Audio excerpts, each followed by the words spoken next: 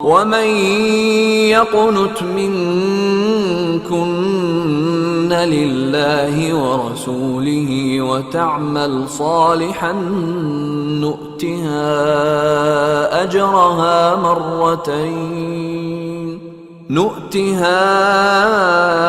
أجرها مرتين وأعتدنا لها رزقا كريما. يا نساء النبي لستن كأحد من النساء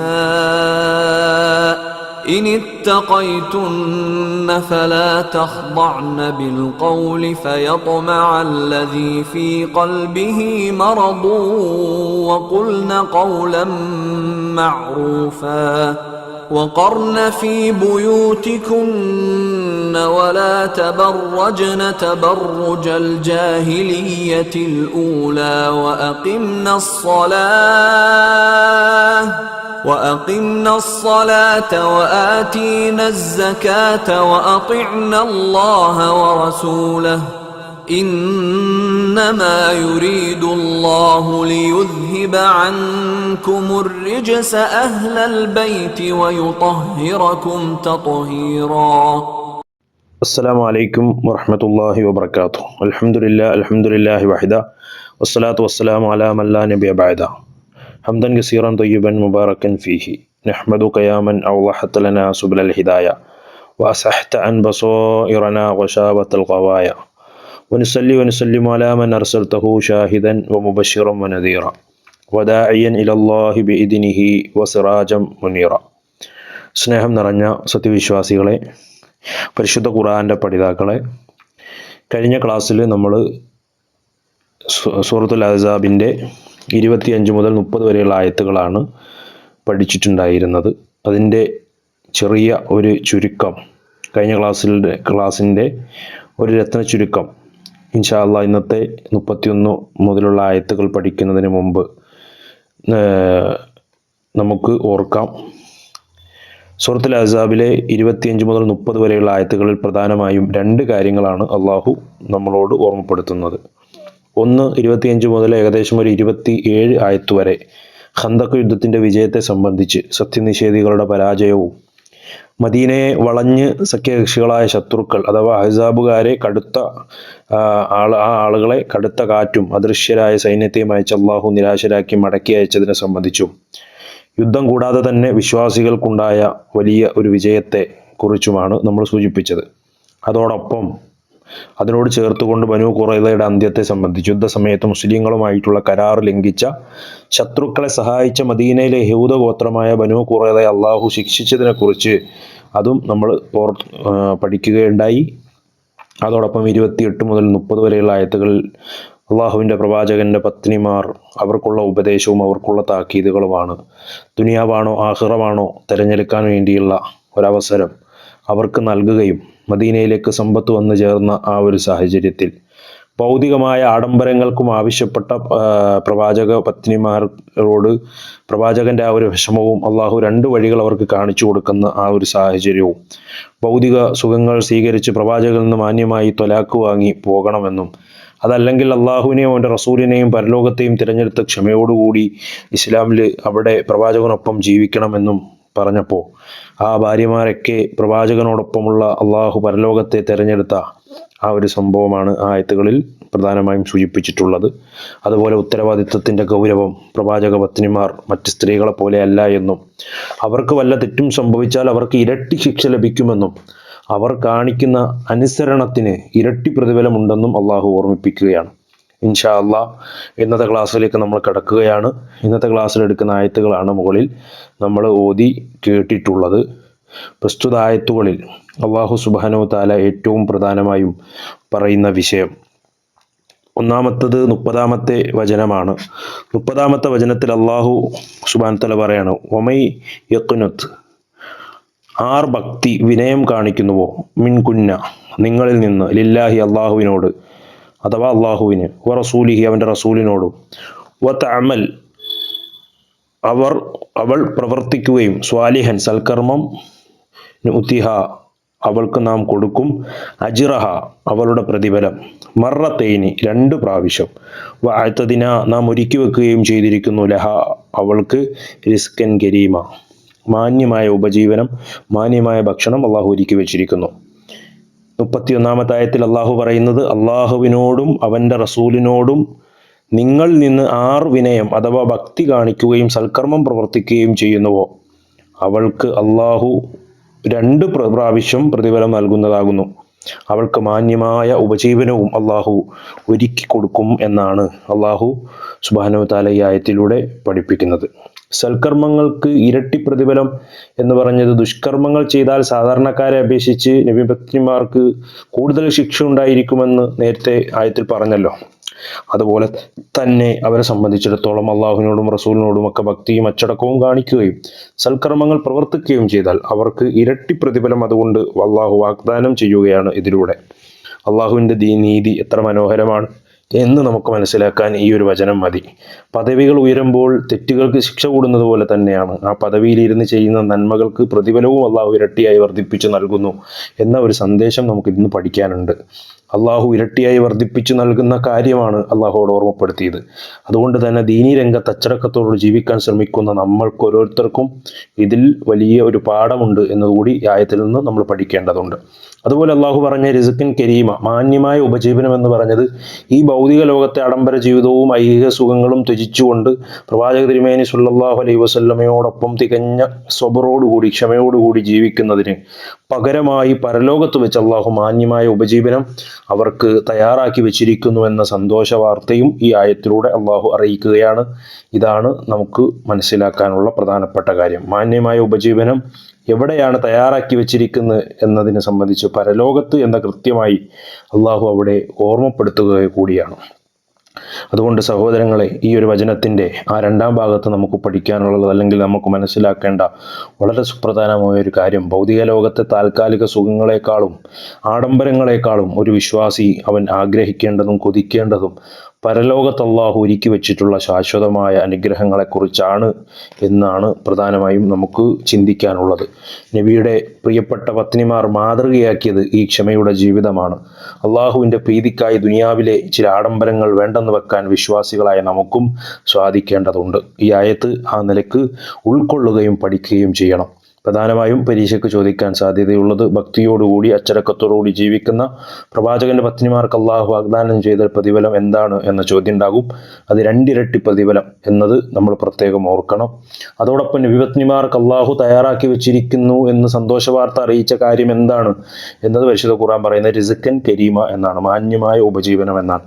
അതുപോലെ ഈ ആയത്തിൽ പ്രധാനമായും ശ്രദ്ധിക്കേണ്ട ഒരു ഭാഗം, നബിപത്നിമാർക്ക് പരലോകത്ത് മാന്യമായ ഉപജീവനം ലഭിക്കാൻ അവർ ദുനിയാവിൽ എന്ത് ത്യാഗമാണ് ചെയ്തത് എന്ന ചോദ്യം, അതിൻ്റെ ഉത്തരമായി നമ്മൾ മനസ്സിലാക്കി വെക്കേണ്ടത് ആഡംബര ജീവിതവും ഐഹികമായ സുഖസൗകര്യങ്ങളുമാണ് എന്നതാണ് നമ്മൾ ആ ആയത്തിൽ നിന്ന് ഏറ്റവും പ്രധാനമായും മനസ്സിലാക്കിയിരിക്കേണ്ട കാര്യം. ഇൻഷാ അല്ലാഹ് നമുക്ക് അടുത്ത ആയത്തിലേക്ക് കടക്കാം. 32-ാമത്തെ വചനം. ആ 32-ാമത്തെ വചനത്തിലൂടെ അള്ളാഹു സുബ്ഹാനഹു വ തആല സൂചിപ്പിക്കുന്ന വളരെ പ്രധാനപ്പെട്ട വിഷയം എന്ന് പറയുന്നത്, യാ നിസാ അൻ നബി, നബിയുടെ സ്ത്രീകളെ അഥവാ നബിയുടെ പത്നിമാരെ, നബിയുടെ ഭാര്യമാരെ, ലസ്തുന്ന നിങ്ങളല്ല, കഅഹദിൻ ഒരാളെപ്പോലെയും, മിൻ നിസായി സ്ത്രീകളിൽ നിന്നുള്ള, ഇനി തഖൈതുന്ന നിങ്ങൾ ഭയഭക്തി സൂക്ഷ്മത പാലിച്ചാൽ, ഫല തഖ്ളഅന അതിനാൽ നിങ്ങൾ താഴ്മ കാണിക്കരുത്, ബിൽ ഖൗലി വാക്കിൽ സംസാരം കൊണ്ട്, ഫയത്മ അപ്പോൾ മോഹിക്കും, അല്ലദീ ഏതൊരുവൻ, ഫി ഖൽബിഹി അവൻ്റെ ഹൃദയത്തിലുണ്ട്, മറളുൻ ഏതെങ്കിലും രോഗം, വഖുൽന നിങ്ങൾ പറയുകയും ചെയ്യുക, ഖൗലൻ വാക്ക്, മഅറൂഫ മര്യാദപ്പെട്ട നല്ല സദാചാരപരമായ വാക്ക് പറയുകയും ചെയ്യുക. എന്താണ് ഈ ആയത്തിൽ അല്ലാഹു സുബ്ഹാനഹു വ തആല പറയുന്നത്? നബിയുടെ പത്നിമാരെ, നിങ്ങൾ ഭയഭക്തി കാണിക്കുകയാണെങ്കിൽ, ഭയഭക്തി അഥവാ സൂക്ഷ്മത കാണിക്കുന്ന പക്ഷം നിങ്ങൾ സ്ത്രീകളിൽപ്പെട്ട മറ്റൊരാളെപ്പോലെയുമല്ല. അതിനാൽ നിങ്ങളുടെ വാക്കിൽ സംസാരത്തിൽ താഴ്മ കാണിക്കരുത്. കാരണം അപ്പോൾ ഹൃദയങ്ങളിൽ വല്ല രോഗവുമുള്ള ആളുകളുണ്ടെങ്കിൽ അവർക്ക് മോഹം തോന്നിയേക്കാം. നിങ്ങൾ മര്യാദപ്പെട്ട വാക്ക് പറയുകയും ചെയ്തുകൊള്ളുക, മര്യാദപ്പെട്ട വാക്ക് പറഞ്ഞുകൊള്ളുകയും ചെയ്യണം എന്നാണ് അള്ളാഹു സുബ്ഹാനഹു വ തആല ഈ ആയത്തിലൂടെ നമ്മൾ പ്രധാനമായും പഠിപ്പിക്കുന്ന കാര്യം. എന്താണ് അല്ലാഹു സുബ്ഹാനഹു വ തആല ഇവിടെ പറയുന്ന കാര്യങ്ങൾ? ഇനിത്തഖൈതുന്ന എന്ന് പറഞ്ഞ അതിൻ്റെ അർത്ഥവും ആശയവും എന്ന് പറയുന്നത്, നിങ്ങൾ ഭയഭക്തി അഥവാ സൂക്ഷ്മത പാലിക്കുന്ന പക്ഷം, അതായത് ആ വാക്കിനെ മുകളിലുള്ള പ്രയോഗത്തോടൊപ്പം ചേർത്താൽ അതിൻ്റെ അർത്ഥം ലഭിക്കുക എന്ന് പറഞ്ഞാൽ, നിങ്ങൾ ഭയഭക്തി അഥവാ സൂക്ഷ്മത പാലിക്കുന്ന പക്ഷം എന്താണ്, രണ്ട് രീതിയിലും നമുക്കതിനെ ചേർക്കാൻ തഫ്സീറുകളിൽ കാണാം, അതിൻ്റെ വ്യാഖ്യാനങ്ങളിൽ കാണാം. ഇനിത്തഖൈതുന്ന എന്നുള്ളത് മുകളിലേക്കും ചേർക്കാം, അതുപോലെ അതിൻ്റെ താഴേക്കും ചേർക്കാം. മുകളിലേക്ക് ചേർക്കുമ്പോൾ ഒന്നാമത്തെ രീതിയിലുള്ള അർത്ഥം, നിങ്ങൾ ഭയഭക്തി ഉള്ളവരാണെങ്കിൽ നിങ്ങൾ മറ്റ് സ്ത്രീകളെ പോലെയുമായിരിക്കില്ല എന്ന അർത്ഥമാണ്. എല്ലാവരെക്കാളും ഉപരിയായ ഒരു സ്ഥാനം നിങ്ങൾക്കുണ്ട് എന്നാണ്. അതുകൊണ്ട് നിങ്ങൾ വാക്കിൽ താഴ്മ കാണിക്കരുത് എന്നാണ് അതിനൊരർത്ഥം കിട്ടുക. ഇനി താഴത്തേക്കാണ് അത് ചേർക്കുന്നതെങ്കിലോ, രണ്ടാമത്തെ രീതിയാണെങ്കിൽ പിൻവാചകത്തോടാണ് ചേർക്കുന്നതെങ്കിൽ, നിങ്ങൾ മറ്റേതൊരു സ്ത്രീയെ പോലെയുമല്ല, നിങ്ങൾ ശരിക്കു സൂക്ഷ്മത പാലിക്കുകയാണെങ്കിൽ വാക്കിൽ താഴ്മ കാണിക്കരുത് എന്നും രണ്ടു വിധത്തിലും അർത്ഥം പറഞ്ഞതായി നമുക്ക് കാണാൻ കഴിയും. അതുകൊണ്ട് അത് ആ നിലക്ക് മനസ്സിലാക്കുക. കാരണം അള്ളാഹുവിൻ്റെ പ്രവാചകൻ സല്ലല്ലാഹു അലൈഹി വസല്ലം പഠിപ്പിച്ചിട്ടുണ്ടല്ലോ, ഇന്ന അക്രമക്കും ഇൻദല്ലാഹി അത്ഖാക്കും, നിങ്ങളിൽ ഏറ്റവും ആദരണീയങ്ങൾ നിങ്ങളിൽ ഏറ്റവും തഖ്വയുള്ളവരാണ്. തഖ്വയോടൊപ്പം മറ്റു തരത്തിലുള്ള വല്ല യോഗ്യതകളും ഉണ്ടെങ്കിൽ അതും പരിഗണിക്കപ്പെടും എന്ന് അമാനൂര് അതിന് തെളിവായിട്ട് ഖിയാറുക്കും ഫിൽ ജാഹിലിയത്തി ഖിയാറുക്കും ഫിൽ ഇസ്ലാമി എന്ന് പറയുന്ന ആ ഒരു ഹദീസ് കൊടുത്തിട്ടുണ്ട്. ഇമാം മുസ്ലിം ഉദ്ധരിക്കുന്ന ഹദീസാണ്. ജാഹിലിയ അഥവാ ഇസ്ലാമിന് മുമ്പുള്ള കാലത്ത് ഉത്തമന്മാരായിട്ടുള്ളവർ ഇസ്ലാമിലും ഉത്തമന്മാരാണ്, അവർ ദീനീ കാര്യം ഗ്രഹിച്ചിട്ടുണ്ടെങ്കിൽ എന്ന ഹദീസും അവിടെ കൊടുക്കുന്നതായി കാണാൻ സാധിക്കും. അതുപോലെ തന്നെ ഈ ആയത്തിൽ നമ്മൾ മനസ്സിലാക്കേണ്ട മറ്റൊരു കാര്യം, അന്യപുരുഷന്മാരോട് സംസാരിക്കുമ്പോഴുള്ള നയത്തെക്കുറിച്ച് അല്ലെങ്കിൽ ആ ഒരു രീതിയെക്കുറിച്ചാണ് അവിടെ പറയുന്നത്. സ്ത്രീകൾ അന്യപുരുഷന്മാരുമായി സംസാരിക്കുമ്പോൾ അനുവർത്തിക്കേണ്ട, പാലിക്കേണ്ട ഒരു മര്യാദയാണ് അവിടെ അവസാന ഭാഗത്ത് ചൂണ്ടിക്കാണിക്കുന്നത്. സംസാരത്തിൽ അനാവശ്യമായ താഴ്മയും വിധേയത്വവും ഒരു എളിമയും ഒക്കെ പ്രകടമാകരുത്. സ്ത്രീകൾ പുരുഷന്മാരായിട്ട് സംസാരിക്കുമ്പോൾ, വീടുകളിലൊക്കെ പലരും അന്യപുരുഷന്മാർ വരുമ്പോൾ അവരോട് കൊഞ്ചിക്കുരഞ്ഞ് സംസാരിക്കരുത് എന്നർത്ഥം. അതേ സമയത്ത് ഒരു മര്യാദയോടും സദാചാര നിഷ്ഠയോടും കൂടി ആയിരിക്കണം അത്തരം നിർബന്ധ സാഹചര്യങ്ങളിൽ സംസാരിക്കേണ്ടത്. ഇതാണ് നമ്മൾ പഠിക്കേണ്ടത്. സ്ത്രീകൾ അന്യപുരുഷന്മാരോട് വളരെ താഴ്മയോടും ഇഴകിച്ചേർന്നും സംസാരിക്കുമ്പോൾ ആ മറുഭാഗത്ത് നിൽക്കുന്ന പുരുഷനെ സംബന്ധിച്ചിടത്തോളം അവൻ്റെ മനസ്സിൽ വല്ല രോഗവും ഉണ്ടെങ്കിൽ അവനൊരു ആകർഷത്വം ഉണ്ടാവുക, സ്ത്രീയെ ആകർഷിക്കുക എന്നത് സ്വാഭാവികമാണ്. എന്നാൽ ദുർബല ഹൃദയമായ അത്തരം അശുദ്ധമായ ഹൃദയത്തിൻ്റെയൊക്കെ ഉടമകളാണെങ്കിൽ, പ്രത്യേകിച്ച് ഈ കാലത്ത്, അവൻ ആ സംസാരം മൂലം അനാവശ്യമായ വികാര വിചാരങ്ങളിലേക്ക് പോവുകയും അത് പല തിന്മകളിലേക്ക് പോകാൻ കാരണമാവുകയും ചെയ്യും. ഇതെല്ലാം അറിയുന്ന റബ്ബ് അത് ശക്തമായി അതിൻ്റെ മര്യാദ ആ സ്ത്രീകളോട് അല്ലെങ്കിൽ നബി പത്നിമാരോട് സൂചിപ്പിക്കുന്നത് ലോകത്തുള്ള വിശ്വാസികൾക്കൊക്കെ മനസ്സിലാക്കാൻ വേണ്ടിയിട്ടാണ് എന്ന് നമ്മൾ മനസ്സിലാക്കേണ്ടിയിരിക്കുന്നു. ഇതാണ് ഈ ആയത്തിൽ അല്ലാഹു സുബ്ഹാനഹു വ തആല 32-ാമത്തെ വചനത്തിലൂടെ അല്ലാഹു സുബ്ഹാനഹു വ തആല പറഞ്ഞിട്ടുള്ളത്. മാന്യമായി സംസാരിക്കാം, അതിൻ്റെ അപ്പുറത്തേക്ക് പോകാൻ പാടില്ല എന്നതാണ്. ഇതിൽ ശ്രദ്ധിക്കേണ്ട പ്രധാനപ്പെട്ട കാര്യങ്ങളെന്ന് പറയുന്നത്, അള്ളാഹുവിൻ്റെ അടുക്കൽ മനുഷ്യൻ്റെ ശ്രേഷ്ഠതയുടെയും യോഗ്യതയുടെയും മാനദണ്ഡം എന്താണ് എന്നുള്ളതാണ്, സൂക്ഷ്മതയാണ്. അതുപോലെ തന്നെ നിങ്ങളെ ഏറ്റവും ആദരണീയൻ നിങ്ങളിൽ വെച്ച് ഏറ്റവും തഖ്വയുള്ളവനാണ് എന്ന ഹദീസാണ്. ഇന്ന അക്രമക്കും ഇൻദല്ലാഹി അത്ഖാക്കും, അതാണ് രണ്ടാമത്തെ ഒരു വിഷയം. മൂന്നാമത് ഇതിനകത്ത് നമുക്ക് മനസ്സിലാക്കാനുള്ള ഒരു കാര്യം, ജാഹിലിയ കാലത്ത് ഉത്തമന്മാരായിട്ടുള്ളവർ ഇസ്ലാമിലും ഉത്തമന്മാരാണ് എന്ന ഹദീസ് ഇമാം മുസ്ലിം ഉദ്ധരിക്കുന്ന ഹദീസാണ് എന്ന് മനസ്സിലാക്കുക. അതുപോലെ തന്നെ അന്യപുരുഷന്മാരുമായി സംസാരിക്കുമ്പോൾ സ്ത്രീകൾ ശബ്ദത്തിൽ വരുത്തുന്ന മാറ്റം, അള്ളാഹു അത് പറഞ്ഞത് വാക്കിൽ താഴ്മയും അതുപോലെ തന്നെ വിധേയത്വവും പ്രകടമാക്കരുത് എന്നാണ്. അതുപോലെ ആയത്തിൽ പ്രവാചകനായ സല്ലല്ലാഹു അലൈഹി വസല്ലമയുടെ പത്നിമാർക്ക് നൽകിയിട്ടുള്ള ഉപദേശങ്ങളും വിധികളും എല്ലാവർക്കും ബാധകമാണ്. അത് അവർക്ക് മാത്രമല്ല, ലോകത്തുള്ള മുഴുവൻ വിശ്വാസിനികൾക്കും എല്ലാ മുസ്ലിം സ്ത്രീകൾക്കും അത് ബാധകമാണ് എന്നുകൂടി പ്രിയമുള്ള സഹോദരങ്ങളെ നമ്മൾ മനസ്സിലാക്കിയിരിക്കേണ്ടതുണ്ട്. ഇതാണ് ഈ രണ്ടായത്തുകളിൽ നിന്ന് പ്രധാനമായും നമുക്ക് പഠിക്കാനുള്ളത്. അടുത്തതായിട്ട് 33-ാമത്തെ വചനമാണ്. 33-ാമത്തെ വചനത്തിൽ അല്ലാഹു സുബ്ഹാനഹു വ തആല അല്പം ദൈർഘ്യമുള്ള ഒരായത്താണ്. ആയത്തിൽ അല്ലാഹു പറയുന്നത്, വഖർന, നിങ്ങൾ അടങ്ങിയിരിക്കുകയും ചെയ്യുക, ഫി ബുയൂത്തികുന്ന, ഫി ബുയൂത്തികുന്ന, നിങ്ങളുടെ വീടുകളിൽ, വലാ തബറജനൽ, നിങ്ങൾ സൗന്ദര്യം പ്രദർശിപ്പിക്കരുത്, തബറജൽ ജാഹിലിയത്തി, തബറുജൽ ജാഹിലിയത്തി, ജാഹിലിയത്തിൻ്റെ സൗന്ദര്യം പ്രദർശിപ്പിക്കൽ, തബറുജൽ ജാഹിലിയത്തിലൂല, മുമ്പത്തെ, വാക്യുംന, നിങ്ങൾ നിലനിർത്തുകയും ചെയ്യുക, അസ്വലാത്ത, നമസ്കാരം, വാതീന, നിങ്ങൾ കൊടുക്കുകയും ചെയ്യുക, അസക്കാത്ത, സക്കാത്തും, വാതഅന, നിങ്ങൾ അനുസരിക്കുകയും ചെയ്യുക അള്ളാഹുവിനെ, റസൂലഹു, അവൻ്റെ റസൂലിനെയും. ഇന്നമാ യുരീദു, നിശ്ചയമായും ഉദ്ദേശിക്കുന്നുള്ളൂ, അള്ളാഹു ലിയുദ്ഹിബ, പോക്കുവാൻ, നീക്കിക്കളയുവാൻ മാത്രം, അൻകും, നിങ്ങളിൽ നിന്ന്, രിജിസ, മാലിന്യത്തെ, വൃത്തികേടുകളെ, അഹ്ലൽ ബൈത്തി, വീട്ടുകാരെ, വയുതഹിറക്കും, നിങ്ങളെ ശുദ്ധിയാക്കുവാനും, തത്ഹീറ, ഒരു ശുദ്ധിയാക്കൽ. എന്താണ് അള്ളാഹു ഈ ആയത്തിലൂടെ പറയുന്ന ആശയം? നിങ്ങൾ നിങ്ങളുടെ വീടുകളിൽ അടങ്ങിയിരിക്കുകയും ചെയ്യുക. ആദ്യത്തെ ജാഹിലിയത്തിന്റെ അജ്ഞാനകാലത്തെ സൗന്ദര്യ പ്രദർശനം പോലെ നിങ്ങൾ സൗന്ദര്യം പ്രദർശിപ്പിക്കുകയും അരുത്. നിങ്ങൾ നമസ്കാരം നിലനിർത്തുകയും സകാത്ത് കൊടുക്കുകയും ചെയ്യണം.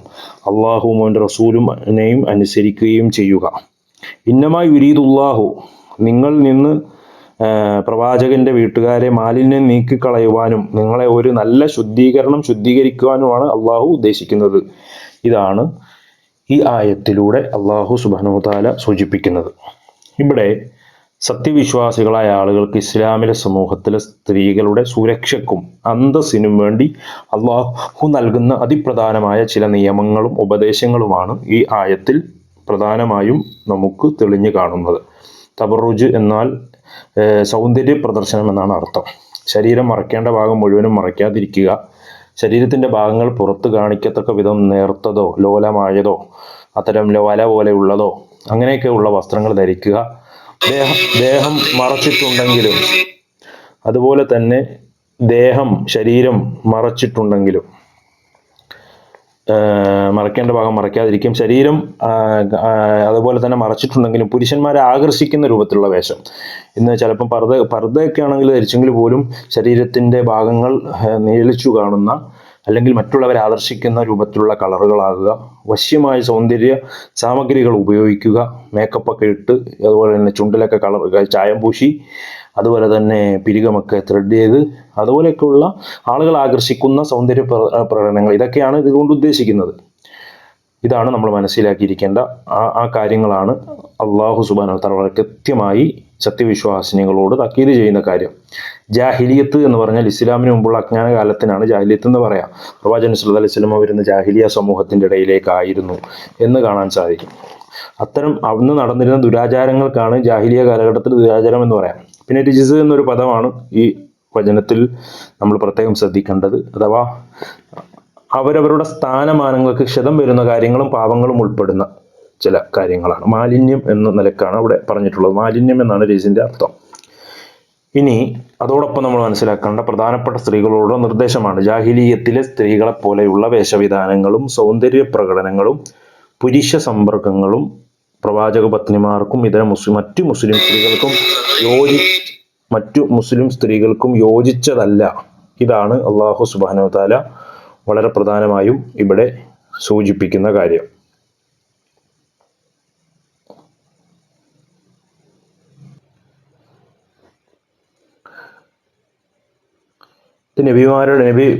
പ്രവാചകന്റെ പത്നിമാർക്ക് മാത്രമല്ല, എല്ലാ മുസ്ലിം സ്ത്രീകളും ശ്രദ്ധിക്കേണ്ട പ്രധാനപ്പെട്ട നിർദ്ദേശങ്ങളാണ്.